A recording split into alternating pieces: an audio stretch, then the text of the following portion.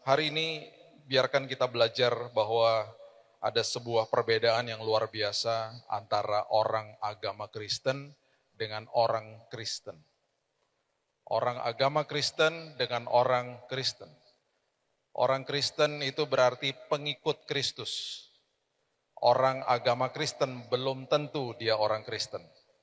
Orang agama Kristen banyak Bapak Ibu, agama nomor 1 di dunia.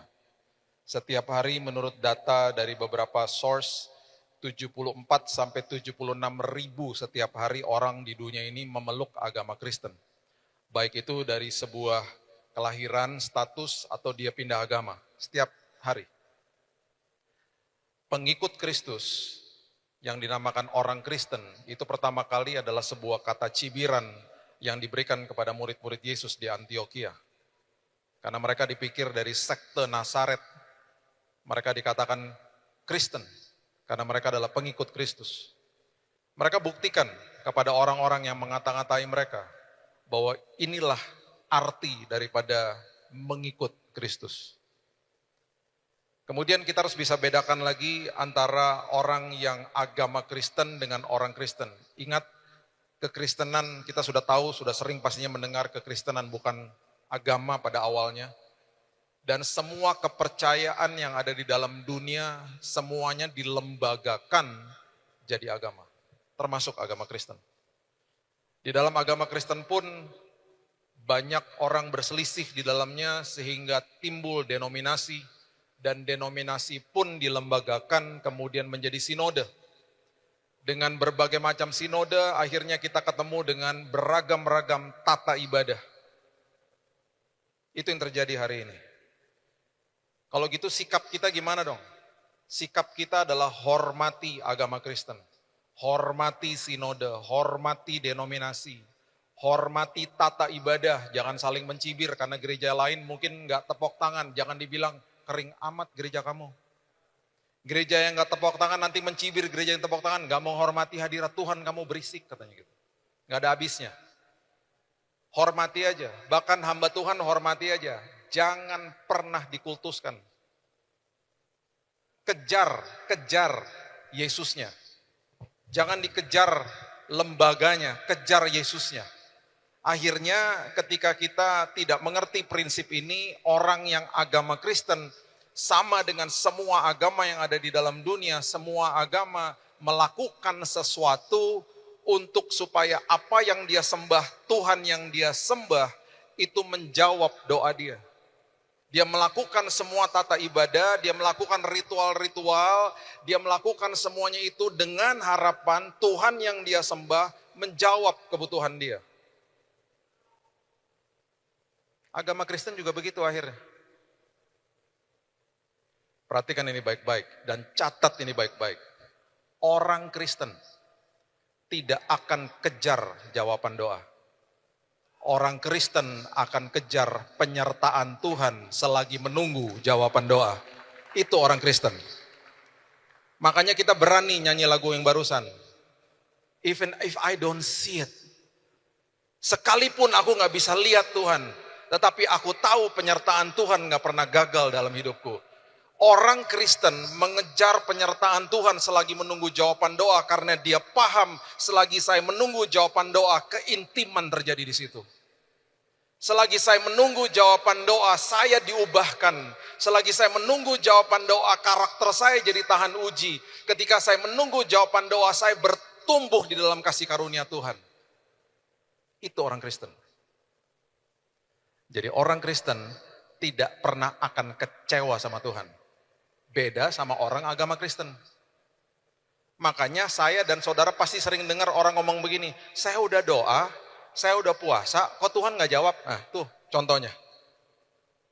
Karena dia berpikir ada sesuatu ritual atau tata ibadah yang perlu saya lakukan untuk supaya Tuhan jawab saya. Perhatikan prinsip ini baik-baik.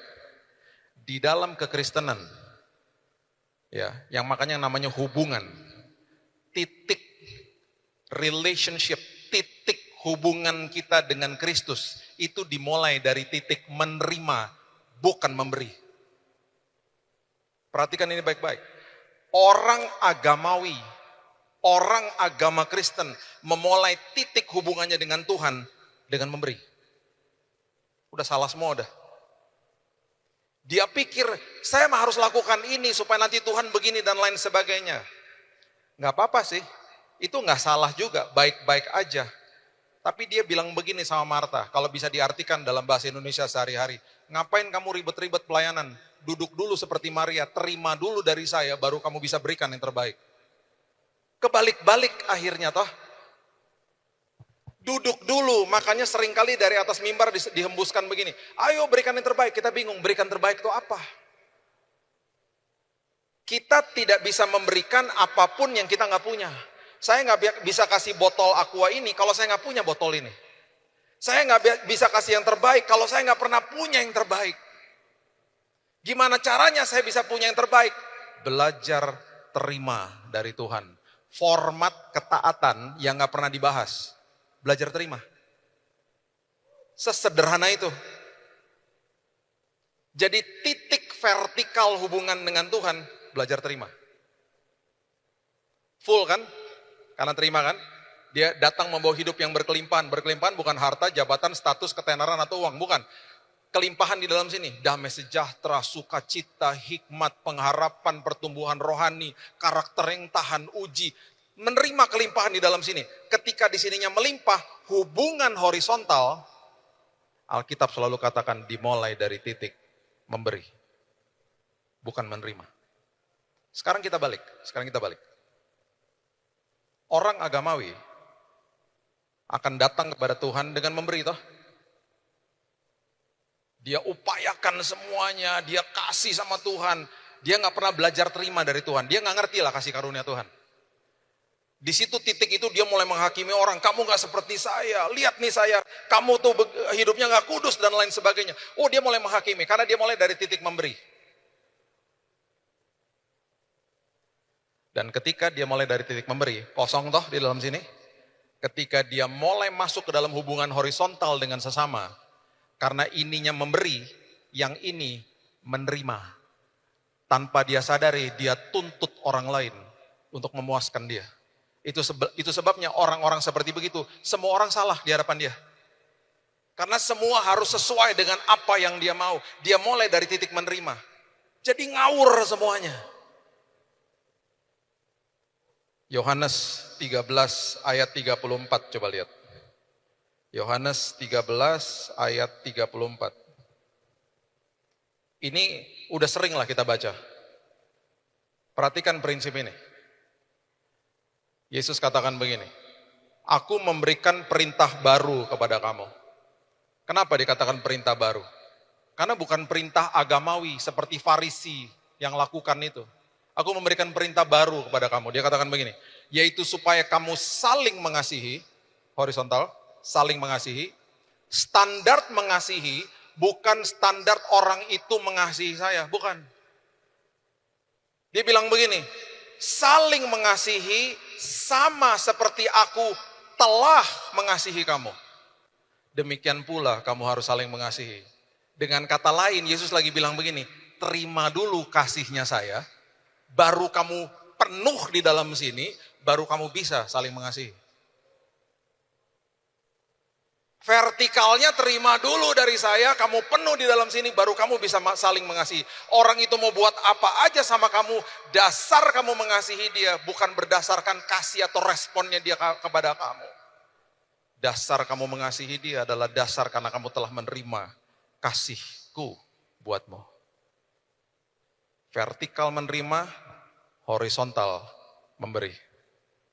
Itu sebabnya orang-orang seperti begitu, orang Kristen, dia akan selalu bangun pagi, dia akan selalu mengatakan kepada dirinya, saya mau jadi orang yang tepat bagi istri saya, bagi suami saya, bagi orang tua saya, bagi anak saya, bagi orang lain, karena aku telah terima kasih Tuhan, saya harus jadi kado buat mereka. Oh, berbeda dengan orang yang memberi, karena dia kosong di dalam sini, semuanya penuh dengan ritual-ritual kehidupannya dia. Ketika masuk ke dalam horizontal, dia akan tuntut orang lain. Makanya ada frasa-frasa seperti begini, saya lagi menanti orang yang tepat Pak datang dalam hidup saya. Nggak ada orang yang tepat bagi para jomblo. Nggak ada. Nggak ada orang yang tepat. Orang tepat itu berarti bisa menjawab kebutuhan saya dari A sampai Z. Nggak ada. Yang ada adalah Tuhan yang tepat, bukan orang yang tepat.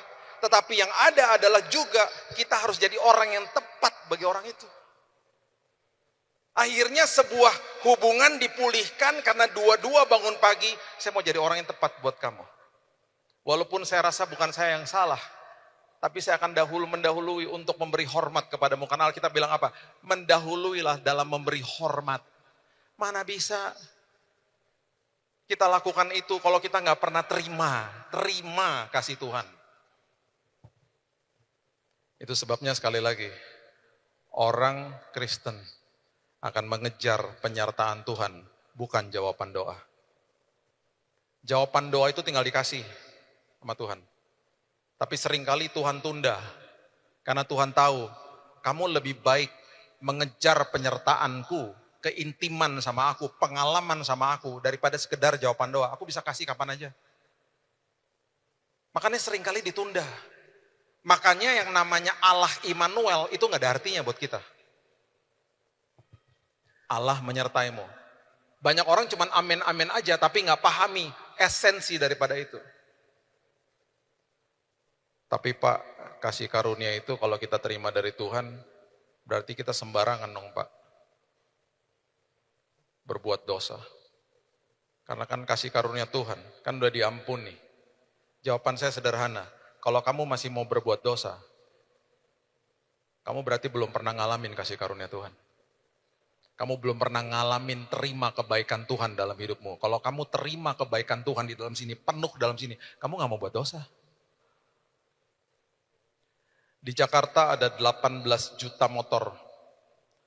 Saya bilang sama anak saya 3 tahun lalu, saya bilang gini, Keaton, kamu kalau diantar ke sekolah, baik itu naik mobil sendiri, baik itu diantar sama mobil atau lain sebagainya, kamu harus lihat ke belakang kalau buka pintu ya nak, karena motor banyak banget di Jakarta. Dan motor itu nyamber-nyamber jalanan. Satu hari saya nggak bisa antar dia, teman saya yang tinggal dekat saya bilang, Kak, aku aja Kak yang nganter dia besok pagi. Kakak ada pelayanan kan, dia bilang gitu. Siang hari saya pulang ke rumah, teman saya bilang, itu mobil penyok. Saya lihat penyok habis Bapak Ibu. Karena tadi pagi dia buka pintu, dia lupa untuk lihat ke belakang, ditabrak sama motor. Banyak orang respon dengan hal-hal seperti begitu ketika ketemu anaknya, marah-marah dan kasih tahu sama anaknya bahwa mobilnya lebih penting daripada dia. Dengan ngomong apa? Lihat tuh mobilnya, penyok. Hati-hati dong lain kali. Saya udah terbiasa dari mereka masih kecil, setiap hari saya peluk mereka dan selalu ada bisikan, I love you. Tiap hari. Sampai anak saya, Keaton ini waktu masih TK, saya pernah dipanggil sama gurunya. Karena dia bilang gini, Pak, ini anak setiap hari semua orang dipelukin, termasuk satpam di depan Pak, dipelukin sama dia. Ini anak diapain Pak di rumah Pak? Pasti dipelukin dia. Kamu terima kebaikan, kamu akan memberikan kebaikan. Jadi setiap hari udah kebiasaan seperti begitu. Malam hari itu saya ketemu dia, saya ketok pintu kamarnya karena saya belum ketemu sepanjang hari. Jadi saya ketemu dia keluar dari kamar, saya peluk dia dan saya kembali lagi bilang I love you, I miss you, saya belum ketemu kamu sepanjang hari. Terus saya tanya begini, saya dengar tadi pagi kamu ketabrak motor ya, are you okay? Kamu okay? Dia langsung nangis. Dad, bukan aku yang ketabrak, mobilnya. Saya dalam hati gini, saya juga tahu mobilnya. Cuman saya lagi mau kasih tahu sama dia bahwa kamu lebih penting daripada mobilnya. Are you okay? Kamu ikutan ketabrak gak? Aku gak apa-apa, Dad. Aku gak apa-apa. Aku lupa. Aku gak lihat ke belakang, mobilnya penyok habis, Dad. Oh, dia nangis di pundak saya. Di dalam pelukan saya bilang begini sama dia. Dek, lain kali hati-hati ya Dek. Yang penting kamu oke. Dedi lega kalau kamu oke. Bapak Ibu, berikutnya dia akan buka pintu mobil. Dia akan sangat hati-hati. Karena dia akan ingat sama saya, betul? Dia ingat sama saya bukan karena dia ketakutan sama saya. Tapi karena dia hormat sama saya. Itu kasih karunia. Jadi kalau kita terima kasih karunia Tuhan, kebaikan Tuhan di dalam sini, kita gak mau buat dosa. Bukan karena ketakutan sama Tuhan, tapi karena kita hormat sama Tuhan. Takut sama Tuhan adalah reverent, hormat sama dia. Jadi segala sesuatunya belajar terima, baru bisa memberi. Itu yang membedakan kita menjadi orang Kristen, bukan sekedar orang agama Kristen.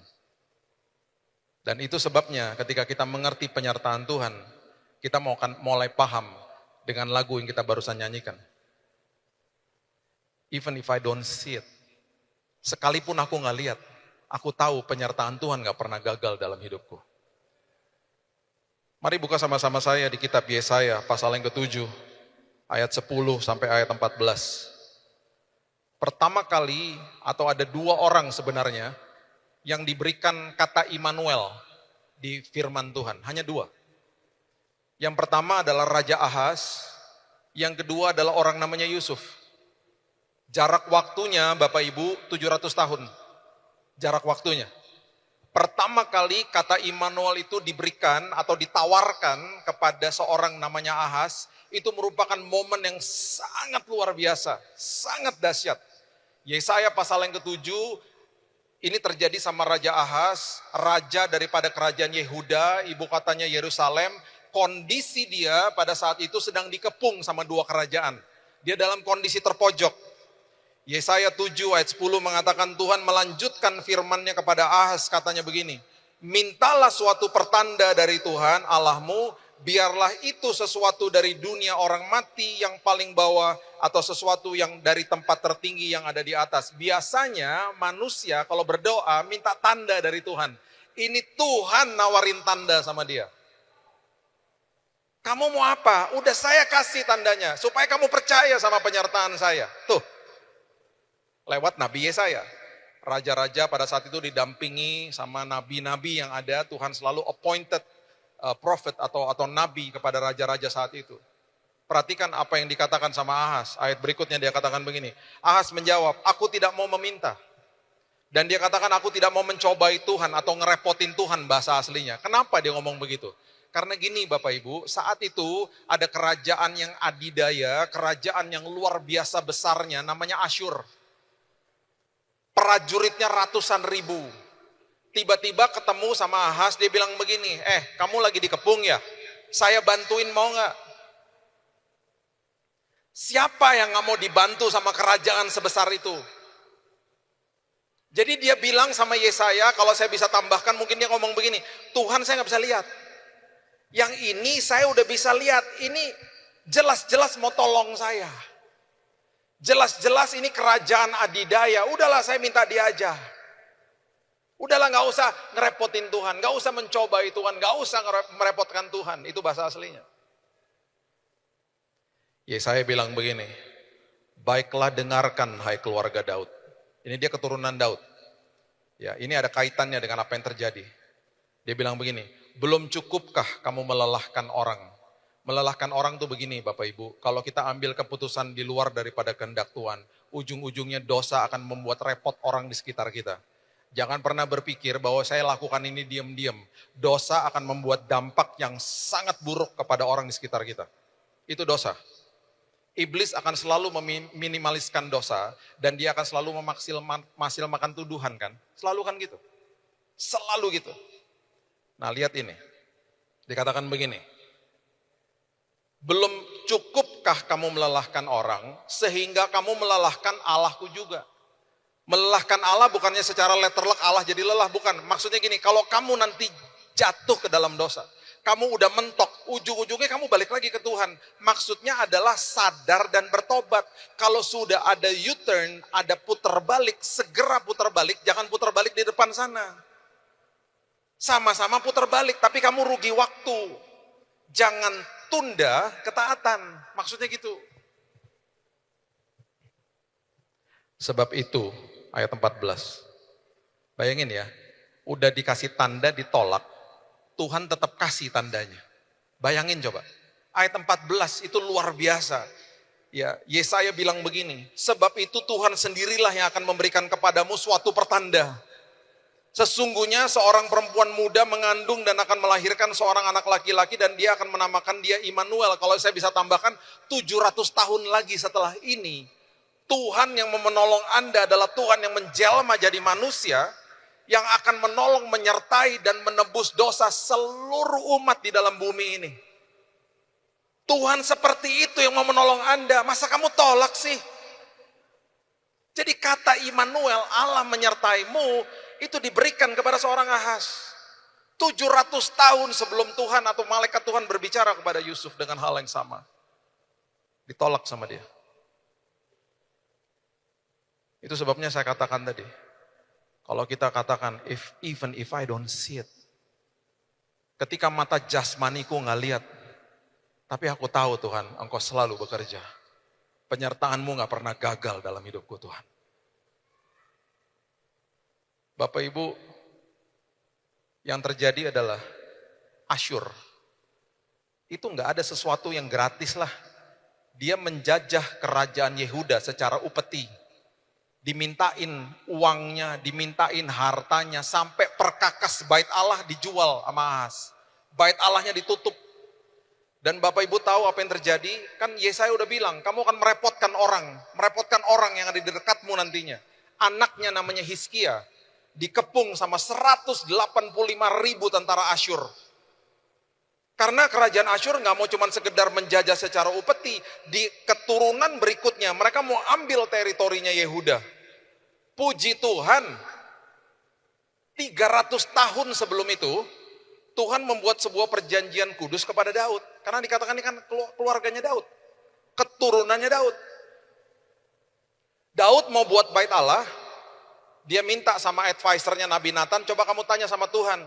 Nabi Nathan balik kepada dia, Nabi Nathan bilang, bos gak usah bos, kata Tuhan gak usah, nanti biar anakmu saja yang bangun, namanya Salomo. Tetapi karena inisiatif datang darimu, perjanjian kudusnya Tuhan diberikan kepada Daud, berbunyi begini, kerajaan, keluarga dan keturunanmu akan aku kokohkan sampai selama-lamanya.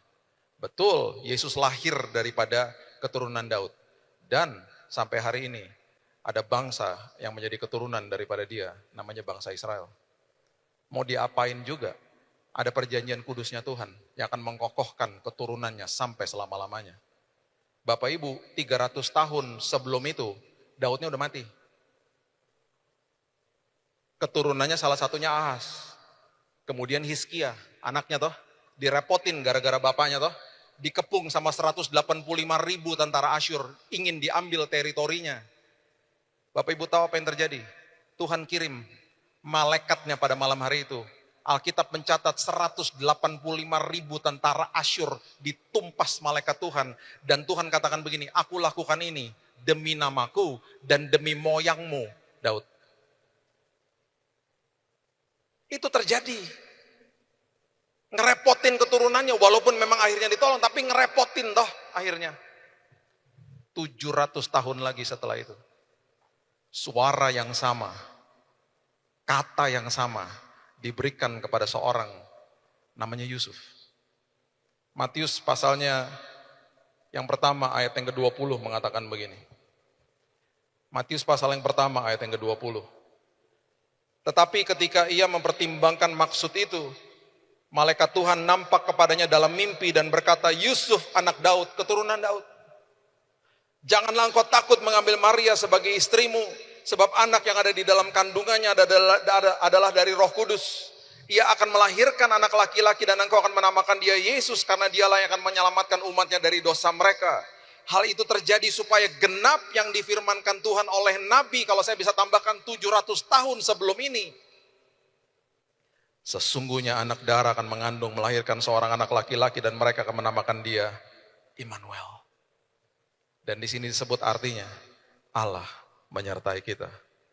Bapak Ibu, Maria waktu dikasih tentang berita tentang dia akan mengandung, itu malaikatnya masuk ke rumahnya. Dia lihat secara fisik. Semua yang kita lihat dengan mata jasmani mudah bagi kita untuk percaya. Maria lihat sendiri malaikatnya, Maria masih ada waktu merenung di rumahnya Elizabeth. Yusuf enggak. Yusuf disamperin dalam berupa mimpi, bukan secara fisik didatangin malaikat. Dan pada saat itu, kondisi kultur pada saat itu, kalau sampai tunangan hamil, secara Taurat itu bisa dirajam sama batu.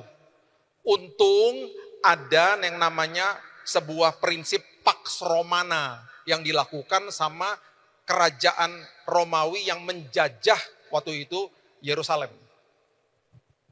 Itu ada yang namanya Pax Romana, artinya gini, udahlah damai-damai aja, janganlah lakukan kayak gitu-gitu, udahlah. Makanya agak diredam sebenarnya. Tapi sebenarnya dia sah untuk dirajam sama batu. Dan bisa nggak kita bayangin hari ini, kalau kita punya teman yang tunangan, kemudian kita datang kepada prianya, kita bilang ini, tunangan kamu saya lihat perutnya besar. Dia hamil ya. Terus udah gitu teman kita ngomong dengan senyum, dia bilang, iya hamil, tapi bukan dari saya. Terus kita tanya, dari siapa? Dari Roh Kudus. Kita akan pikir apa? Ini orang agak lain, orang gila kamu, atau kita pikir dia berbohong, udah itu aja. Jadi apa yang dilakukan sama Yusuf, itu gak mudah. Untuk dia percaya kepada penyertaan Tuhan itu gak mudah. Itu sebabnya level-levelnya itu ada. Ya, level yang paling bawah itu Ahas. Nggak lihat, nggak percaya. Level yang paling bawah adalah tidak lihat Tuhan secara fisik, saya nggak mau percaya. Manusiawi nggak? Manusiawi sebenarnya. Level yang ada di atasnya, level di atasnya itu adalah orang-orang yang sudah melihat, tapi tetap memilih tidak mau percaya. Siapa? Petugas kuburnya Yesus. Mengadu perihal Yesus bangkit, prosesi kebangkitan kepada siapa? Kepada mahkamah agama. Mereka bilang apa? Kamu harus bilang ya sama seluruh dunia, pokoknya kamu bilang sama semua orang, itu tubuhnya dicuri sama murid-muridnya. Alkitab mengatakan kebohongan itu tersiar sampai hari ini. Tidak lihat, tidak percaya. Udah lihat, tetap gak mau percaya. Manusiawi juga sih. Level di atasnya, udah lihat, baru percaya. Manusiawi juga. Siapa? Thomas. Coba lihat Yohanes pasalnya yang ke-20, ayat 29. Yohanes 20 ayat 29. Karena engkau telah melihat aku, Yesus katakan kepada Thomas. Karena engkau telah melihat aku, makanya engkau percaya. Kalimat berikutnya adalah kalimatnya Yesus buat saudara dan saya. Dia katakan begini, ini level yang paling tinggi. Dia katakan begini, berbahagialah mereka. Atau bahasa aslinya makarios, atau diberkatilah mereka yang tidak melihat, namun percaya. Siapa? Saudara dan saya. Kita adalah orang-orang yang dikatakan Alkitab berbahagia, diberkati, karena orang-orang seperti kita, orang-orang yang mengatakan bahwa walaupun saya nggak lihat, engkau tetap the way maker. Engkau tetap Allah yang menyertai aku seumur hidupku. Dan justru di kondisi seperti begitu, penyertaan Tuhan akan justru diperlihatkan dalam kehidupan kita. Sehingga ketika kita compare notes, ketika kita saling berbagi kesaksian, pasti banyak orang bilang gini, kok mirip ya sama saya. Mulailah dari titik menerima. Ketika kita full di dalam sini, kita bisa memberi yang terbaik kepada Tuhan. Mulailah dari titik yang mengatakan Tuhan, walaupun saya nggak bisa lihat, Tuhan setiap hari menyediakan keindahan bagi kehidupan saya. Setiap pagi kalau saya bangun saya ngomong begini, postur kerohanian kita harusnya begini. Makasih ya Tuhan, buat kasih karuniamu. Terima kasih ya Tuhan, Engkau gak pernah berseberangan sama aku. Terima kasih ya Tuhan, tidak pernah sedetik pun Engkau tinggalkan aku. Musim boleh berubah, tanganmu yang perkasa gak pernah tinggalin aku Tuhan. Ketika saya waktu masih bayi, tangan saya mencari jari daripada orang tua saya. Ketika saya balita, saya mencari, tangan saya memegang mainan. Musim berubah, apa yang kita pegang berubah. Kita masuk ke dalam musim remaja, mungkin kita pegang HP. Masuk ke dalam musim pemuda, kita mungkin pegang tangan pacar. Masuk ke dalam musim mahasiswa, kita memegang ijazah. Masuk ke dalam pernikahan, kita pegang tangan pasangan kita. Masuk ke dalam sebuah tempat pekerjaan atau karir, kita pegang tangga karir. Masuk ke dalam musim pensiun, mungkin kita pegang alat berkebun. Masuk ke dalam musim tua, mungkin kita pegang tongkat. Musim berubah, apa yang manusia pegang selalu berubah.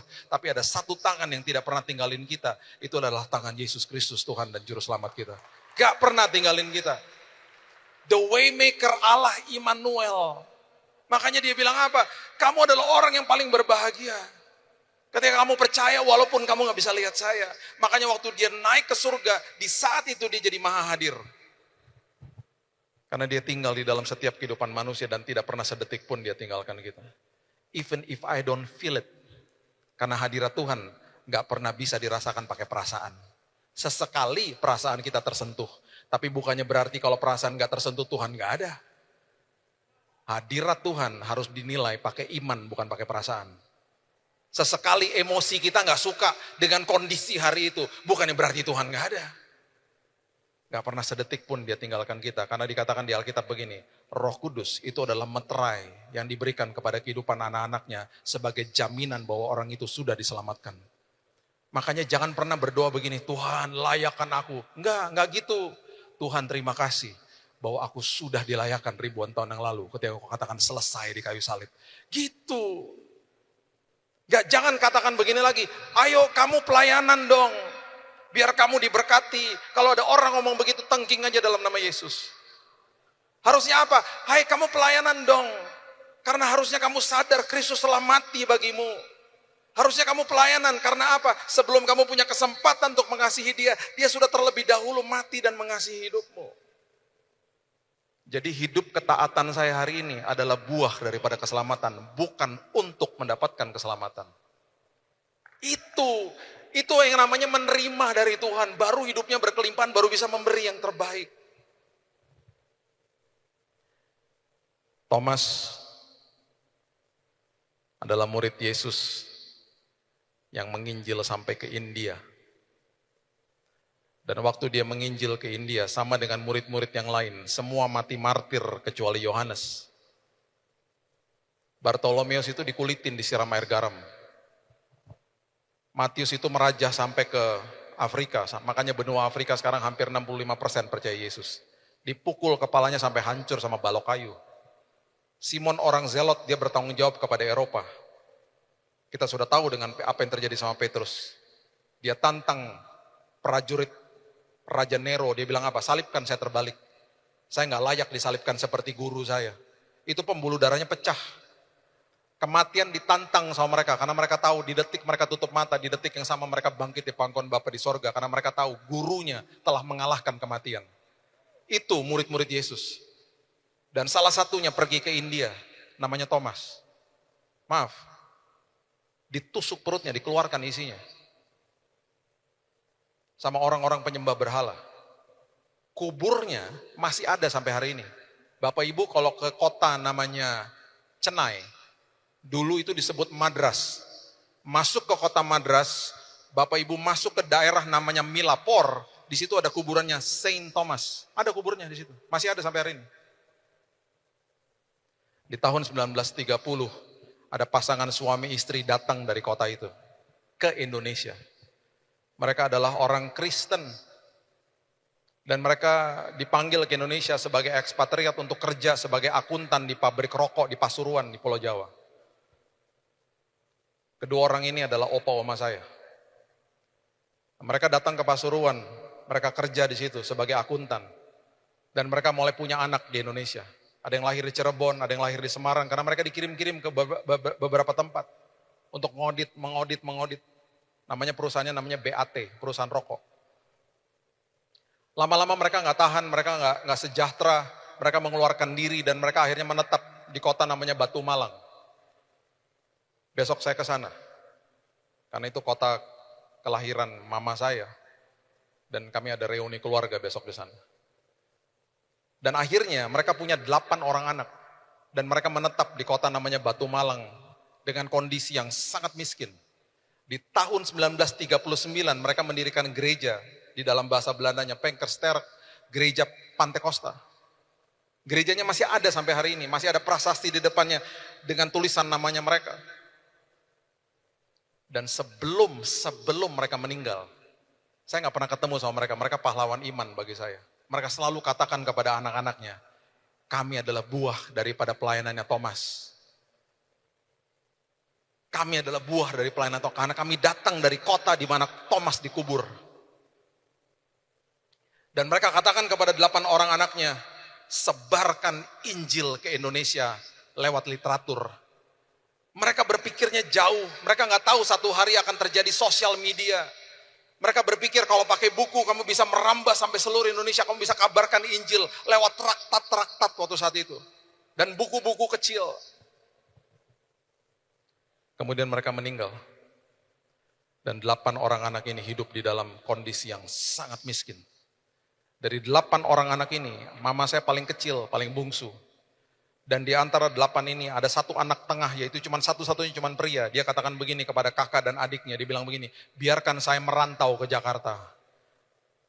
Mengadu nasib di sana. Doakan saya, kalau saya berhasil saya bawa kamu ke Jakarta. Di awal tahun-tahun 60, di akhir tahun 50-an, dia pergi ke Jakarta. Puji Tuhan, di sana dia mendapatkan sebuah kesempatan, dia bisa mulai dagang jualan kopi. Dengan uang yang ada, dia mulai bawa keluarganya, kakaknya dan adiknya pergi ke Jakarta, termasuk mama saya. Cuma satu yang ditinggalkan, mereka berembuk, mereka bilang begini, siapa yang mau mengembalakan gerejanya? Ada salah satu dari mereka yang siap untuk ada di sana. Jadi bertuju pindah ke Jakarta, yang satu mengembalakan gereja. Bapak Ibu, dari 8 bersaudara ini, semuanya sudah meninggal, tinggal 2 yang hidup. Mama saya umurnya 82, kalau Om Kris ke Jakarta suka dibuatin Brenebon kaki babi sama dia. Itu Brenebon kaki babi kalau makan langsung ada di tahta kemuliaan Tuhan. Langsung Allah Immanuel terasa kalau makan Brenebon itu. Sama kakaknya umurnya 89. Besok saya akan ketemu dengan beliau. Dia masih mengembalakan gereja di sana, di Batu Malang. Tinggal 2 itu yang hidup. Semua udah meninggal. Nah, mama saya waktu dibawa ke Jakarta, dan mereka mulai ada di dalam sebuah keluarga yang dagang kopi. Makanya saya suka minum kopi. Dan saya ngerti kopi akhirnya. Nah, mama saya kemudian bergabung di sebuah gereja GPDI juga di Jakarta. GPDI Ketapang namanya. Gereja jadul. Dia nyanyi di paduan suara, disitulah dia berjumpa dengan papa saya. Papa saya merantau, atau bisa lebih tepatnya kabur dari kota namanya Tomohon di Manado, orang Manado asli. Dia nyanyi di paduan suara dengan ketemu sama papa saya. Papa saya kulitnya putih, mama saya kulitnya gelap. Dua-duanya jatuh cinta pas lihat-lihatan. Dan menikah kemudian jadilah saya. Saya tanya sama mama, itu gimana waktu awalnya? Kan gak ada WhatsApp. Cara pendekatannya gimana? Itu setiap kali ibadah papa tulis surat buat saya tiap minggu. Jadi saya pulang ke rumah kalau hari Minggu bacain surat dia berhalaman-halaman. Itu semuanya isinya gombal semua. Merayu-rayu di surat. Akhirnya mereka menikah. Dan karena papa saya menikah dengan mama saya, dia ikutan bisnis kopi. Di tahun 67, keluarga ini kakak beradik berkumpul dan mereka bilang begini, yuk kita realisasikan apa yang opa oma atau yang orang tua mereka nasihati atau berikan wejangan kepada mereka. Mereka dirikan yayasan namanya Immanuel. Karena mereka bilang apa? Tuhan menyertai kita sampai titik ini. Kita buat yayasan Immanuel, kita buat toko buku Immanuel. Kemudian mereka buat lagi penerbitan Immanuel. Kemudian mereka buat lagi satu divisi yang mereka bantu hamba Tuhan dan itu masih terjadi sampai hari ini. Sudah 57 tahun hamba Tuhan itu dibantu di daerah-daerah. Dan mereka bilang begini, kita harus punya unit usaha supaya dari usaha itu bisa menghidupi keluarga kita dan bisa membantu hamba-hamba Tuhan di daerah. Prinsipnya yayasan ini nggak boleh minta-minta uang sama orang. Itu prinsip mereka dari awal. Kita harus kerja keras. Dan Bapak Ibu tahu, waktu mereka dirikan itu di awal, setiap malam di kamar kalau berdoa ketika saya masih kecil, saya nggak pernah lupa papa dan mama ngomong gini, Tuhan, buka pintu Tuhan. Kami mau cetak buku lebih banyak tapi kami nggak punya uang Tuhan. Kami mau sebarkan buku-buku ke daerah, tapi pengirimannya pun kami nggak punya uang Tuhan. Kami bisa cetak hanya sekian aja. Dan buku-buku yang dicetak itu hanya bisa dikonsumsi di kota Jakarta aja di saat itu. Saya nggak pernah lupa tiap malam mereka berdoa begitu. Bapak Ibu tahu apa yang terjadi. Tahun 1971, di kantor kopi, kantornya itu ada di rumah. Saya nggak pernah lupa ada mesin-mesin telepon, ada mesin telex. Yang ngangguk-ngangguk ini seumuran sama saya. Mesin telex, Bapak Ibu tahu tiba-tiba ada telex di tahun 1971, saya masih kecil. Itu tiba-tiba telex itu kayak mesin tik.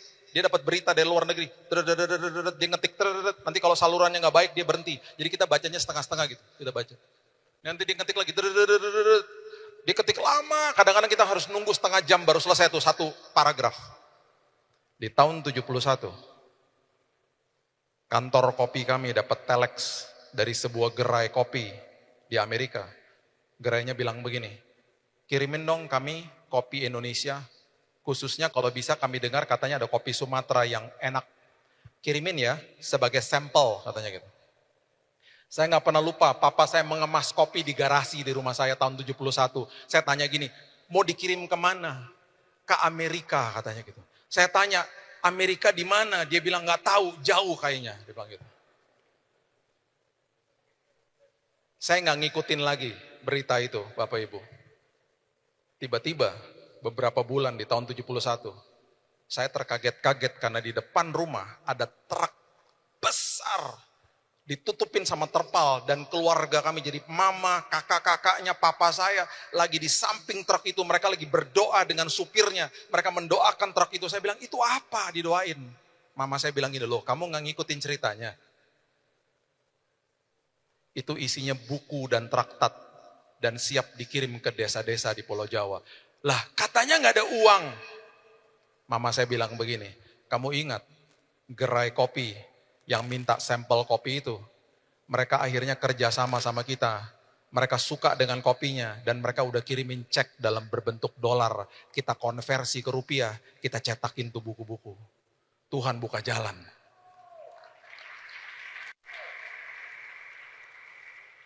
Dan ini yang lebih luar biasa. Bapak Ibu tahu gerai kopi itu apa? Hari ini gerai kopi itu namanya Starbucks. Dan gerai kopi itu di tahun 71, itu adalah gerai kopi Starbucks yang pertama kali buka di kota namanya Seattle. Di jalan namanya Pike Place. Saya ke sana Bapak Ibu berkali-kali.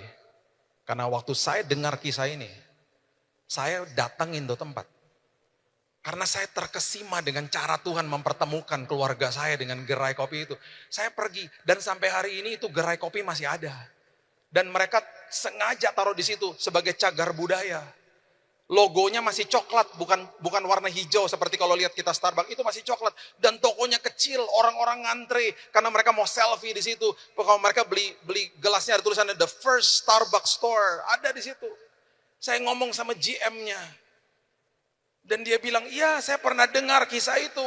Sayangnya telexnya sudah hilang. Kalau ada kita pajang di museumnya Starbucks. Oh saya ngobrol dengan mereka dan lain sebagainya, saya terkesima dan saya cuma mau bilang begini sama kita semuanya. Di tahun 71, nggak ada WhatsApp, nggak ada email, nggak ada HP. Kok bisa ada gerai kopi yang jauh di sana, tiba-tiba kirim telex ke kantor keluarga kami dan Tuhan buka jalan. Kok bisa seperti begitu? Itu karena dia Allah Immanuel. Itu karena dia Allah Immanuel. Kalau dalam kondisi seperti begitu dia bisa buka jalan, apalagi hari ini. Gak ada apa-apanya. Makanya kejar penyertaan Tuhan, jangan kejar jawaban doa. Jawaban doa udah disiapin sama Tuhan. Jawaban doa tuh bisa iya, bisa tidak, bisa nanti, bisa juga A diganti B. Karena dia tahu itu yang terbaik. Dan ini pesan saya, kalau Bapak Ibu dapat jawaban doa dan di hari kita dapat jawaban doa dan kita bilang, ih kok kayak gini jawaban doanya? Normal-normal aja kita kaget dan kecewa. Tapi jangan lama-lama bilang gini, gak apa-apa Tuhan, aku mengucap syukur. Karena aku tahu nanti mungkin aku akan sadar bahwa semua jawaban doa pasti membawa kebaikan bagi aku. Pasti. Karena apa? Dia maha tahu, kita gak maha tahu. Kita seringkali so tahu. Dia maha tahu, dia maha hadir, dia maha kuasa. Saya tutup dengan kisah ini ya. Saya undang teman-teman musik boleh naik ke atas. Beberapa tahun yang lalu saya diundang khotbah di hari kerja, di hari Selasa, di kota Jakarta. Kota Jakarta kalau hari kerja, undangan khotbah jam 7 malam, itu kalau dari rumah saya, di mana aja ya, itu bisa sejam lah. Karena orang pulang kantor. Jakarta tuh penduduknya 16 juta, Jabodetabek hampir 30 juta. Jadi udahlah, udah paling enak di Ambon, udah enak banget sih. Itu nggak karu-karuan kalau di jam segitu. Jadi saya udah harus berangkat 1 jam sebelumnya. Padahal jarak nggak begitu jauh. Saya keluar dari kamar. Saya cari tempat, ada tempat kunci mobil biasanya ada di situ di depan kamar saya ada meja kerja. Kuncinya nggak ada. Kunci mobil kalau di rumah saya nggak ada, itu berarti ada di tas istri saya. Karena dia suka lupa keluarin kunci mobil. Masalahnya tas istri nggak ada karena istri nggak ada. Istri lagi pergi. Jadi saya panik. Saya telepon. Kamu di mana? Aku lagi meeting. Shh, jangan berisik. Udah nanti sambung lagi. Tunggu. Lihat dulu di tas kamu ada kunci mobil nggak? Terjadilah mengeningkan cipta dan tiba-tiba ada suara begini. Tuhan Yesus. Kalau dia bilang Tuhan Yesus itu berarti kunci ada di tasnya dia. Jadi dia bilang begini, udah tenang. Saya kirim pakai Gojek. 15 menit sampai di rumah, nggak bisa. Saya nggak punya waktu 15 menit. Saya harus berangkat sekarang. Telat kalau nggak. Ibadah jam 7 soalnya. Jadi saya pencet aplikasi Gokar. Masalahnya jam 6 sore di daerah rumah saya, kalau Gokar itu bisa 15 sampai 20 menit. Karena orang pulang kantor. Saya udah mikir gini, kalau mobil nggak ada saya akan pencet yang Go Ride aja, berarti saya akan pesan yang motor aja udah biar cepet. Saya pencet Gokar, tiba-tiba nggak sampai 1 menit, din di depan rumah. Seolah-olah seperti Tuhan sudah suruh dia ke depan situ, nunggu di situ. Jadi saya segera masuk ke mobil toh. Saya masuk ke mobil, saya duduk di belakang, supirnya tiba-tiba begini. Karena memang saya nggak pakai nama Billy Lantang. Dia bilang, ini Pak Billy ya? Iya. Dia nangis. Puji Tuhan Pak. Saya baru nonton khotbah Bapak ini Pak. Ini Bapak kan? Iya. Pak, saya dalam keadaan penuh masalah Pak. Tuhan Yesus baik, Tuhan kirim Bapak ke mobil saya Pak. Bolehkah Pak saya counseling sama Bapak? Boleh. Tapi jalan dulu. Saya udah telat ini, jalan. Tapi nanti sepanjang perjalanan boleh konseling kan Pak? Boleh, jalan. Sepanjang perjalanan dia dikit-dikit lihat belakang, saya bilang lihat depan Pak, lihat depan. Puji Tuhan, kita sampai ke tempat itu ya. Itu ibadahnya di mall, Pacific Place, Om Chris pasti tahu. Pak di Pacific Place. Jadi saya bilang begini sama dia, Pak, ini masih 5 menit lagi, kita nyampe lebih cepat 5 menit. Jangan di depan lobi Pak, kita ke bawah aja ke basement. Kenapa Pak? Biar kita bisa berdoa sebentar. Kalau di sini ntar diusir satpam, kita turun ke bawah, kita berdoa. Bapak Ibu, saya dipuaskan, dia dipuaskan. Terus dia bilang begini, Pak, kok bisa ya Pak Tuhan pertemukan kita? Terus saya tanya gini, kok tadi cepat sekali saya pencet aplikasi Bapak sudah di depan. Dia bilang gini, Pak, tadi saya baru dropin ibu-ibu di sebelah rumah Bapak. Saya bilang gini, di sebelah rumah saya itu rumah mama saya Pak. Bapak dropin ibu yang tua atau yang muda? Yang muda, kalau yang muda itu berarti istri adik saya. Itu baru pulang kantor pasti. Betul Pak, dia keluar tiba-tiba aplikasi bunyi, sebelah rumah Pak. Terus saya juga kasih tahu sisi cerita saya. Saya juga gitu, tadi saya kesel. Karena kunci mobil dibawa istri. Jadi saya pencet, Bapak di depan. Pak luar biasa ya Pak, Tuhan pertemukan kita. Saya senang, dia senang, kita peluk-pelukan. Saya nggak pernah mikir, ya hari itu saya bangun pagi akan peluk supir daripada Gokar saya ya. Kita peluk-pelukan, kita happy. Tuhan bilang begini sama saya, Kalau ada pintu tertutup, itu berarti aku punya kairos waktu yang indah. Kalau sampai ada pintu tertutup, mungkin akan ada bahaya di balik itu yang kamu gak tahu. Waktuku adalah waktuku. Karena di dalam waktuku aku pertemukan kamu dengan orang yang tepat, kesempatan yang tepat untuk bawa kamu kepada tujuan yang tepat dalam hidupmu. Itu Tuhan. Saya masuk ke ibadah, istri saya WhatsAppin saya, dia bilang gini, aku merasa bersalah, nanti aku jemput ya, dia bilang gitu. Dijemput. Habis dia jemput, kita perjalanan pulang, saya cerita kisah tadi. Dia bilang begini, makanya kalau kunci di dalam tas, ngucap syukur aja, Tuhan punya maksud, katanya gitu. Apapun terjadi penundaan dalam hidupmu, ngucap syukur. Kenapa? Karena dia way maker, miracle worker. Itulah Tuhan kita, Allah Immanuel kita. Kejar penyertaan dia, hidupmu dimerdekakan. Berikan tepuk tangan kita untuk Tuhan kita.